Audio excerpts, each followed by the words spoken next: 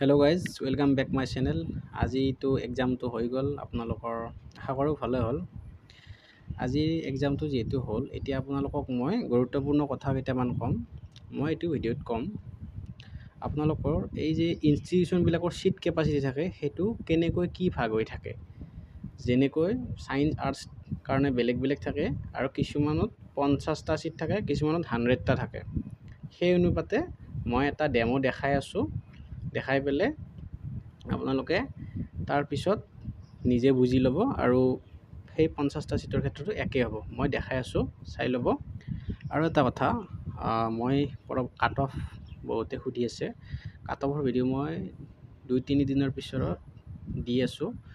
এটা আপোনালোকৰ সৈতে অলপ কথা পাতি লওঁ আৰু কাৰ কেনেকৈ হৈছে বহুতে ফিডবেকখিনি দিয়ক। তাৰপিছত এটা এক্সাম টাইপ কাট অফ মই ডিষ্ট্ৰিক্ট ৱাইজ কাট অফবিলাক দিম। আমাৰ 24খন ডিষ্ট্ৰিক্ট আছে, তাৰে মই 6টামানকৈ একদিনতে মানে একেলগে 24টা দিলে ভিডিঅ'টো লগাতকৈ বেছি দীঘল হৈ যাব। গতিকে মই পাৰ্ট ৱাইজ 4টামান ভিডিঅ'ত গোটেইখিনি ডিষ্ট্ৰিক্ট শেষ কৰি দিম। আৰু কাট অফটো মই প্ৰাইভেট ইনষ্টিটিউশ্যন আৰু গভৰ্ণমেণ্ট ইনষ্টিটিউশ্যনৰ বেলেগ বেলেগকৈ কেটেগৰী ৱাইজ মই লিখিবলৈ চেষ্টা কৰিম। ঠিক আছে, কাট অফৰ ভিডিঅ'টো মই দিম। তাৰে আগতে মই আজি ছিটৰ কথাটো কওঁ আৰু পৰৱৰ্তী মই আৰু এটা ভিডিঅ' দি আছোঁ ডকুমেণ্টছখিনি আপোনালোকে কেনেকৈ কি ডকুমেণ্টছ ৰেডি কৰি থৈ দিব। আৰু যেতিয়া কোৰ্ট ফি বুলি আছে, এই কোৰ্ট ফিটোৰ বিষয়ে মই আপোনালোকক নেক্সট ভিডিঅ'ত দিম। এইটো ভিডিঅ'ৰ পিছত সেইটো ভিডিঅ' চাব আপোনালোকে। কোৰ্ট ফিটো আচলতে কি হয়, এইখিনি বস্তু আৰু EWS যিকোনো কাষ্ট চাৰ্টিফিকেট, OBC চাৰ্টিফিকেট, এই বস্তুখিনি আপোনালোকে বা কোৰ্ট ফিটো এতিয়াই কিনি কিনে ৰেডি কৰি থৈ দিয়ক। যেতিয়া কাউন্সেলিং হ'ব, কাউন্সেলিঙত যেতিয়া নাম আহিব এডমিশ্যন ল'ব গ'লে, সেইখিনি সময়ত যাতে দৌৰা দৌৰি কৰিব নালাগে। ঠিক আছে, আহকচোন এতিয়া আমি আজি ইনষ্টিটিউশ্যনত ছিটবোৰ কেনেকৈ ভাগ কৰে চাই লওঁ। তো দেখিছেনে, মই ইয়াত কিমান 106 টকা কেপাচিটি লৈ হেৰি কৰিছোঁ, মানে উদাহৰণ হিচাপে লৈছোঁ। কিছুমানত 50টা ছিট থাকে, 50টা ছিটতো আপোনালোকে এনেকৈ মই কোৱাৰ দৰে কৰি চালে কিমানটা ছিট থাকে গম পাব। মই উদাহৰণ হিচাপে কিমানটা ছিট কেপাচিটিৰ ইনষ্টিটিউশ্যন লৈছোঁ, 100টা। এতিয়া 100ৰ ভিতৰত গাই ছায়েন্স আৰু আৰ্টছৰ কাৰণে বেলেগ বেলেগ ছিট ৰিজাৰ্ভেশ্যন থাকে।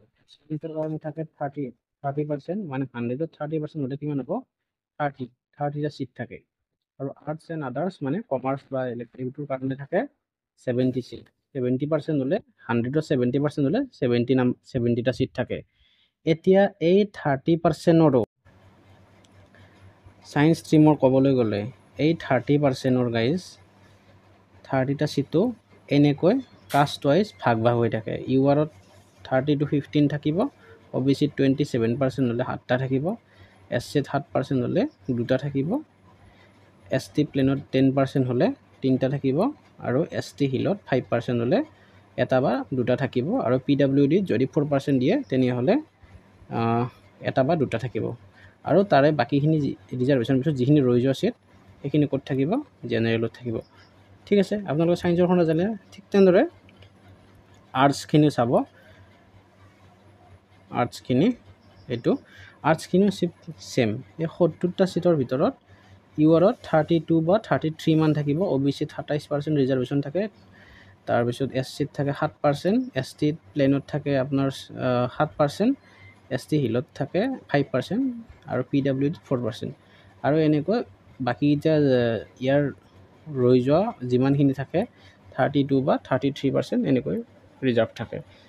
আপোনালোকে গম পালে এইটো কেনেকৈ ওলায়। ঠিক তেনেদৰে 50টা ছিট থকা বস্তুটো আপোনালোকে উলিয়াবলৈ হ'লে আগে 50ৰ 30% ওলাই ল'ব, তাৰপিছত 70% ওলাই ল'ব। ঠিক আছে, যিমান হয় সেইটোক আকৌ এই কেটেগৰী ৱাইজ ভাগ কৰি দিব, সেনেকৈ ওলাই যাব। মই এইটো যেনেকৈ দেখালোঁ তেনেকৈ। ঠিক আছে, ভিডিঅ'টো আছিল এইখিনিয়ে। আহকচোন।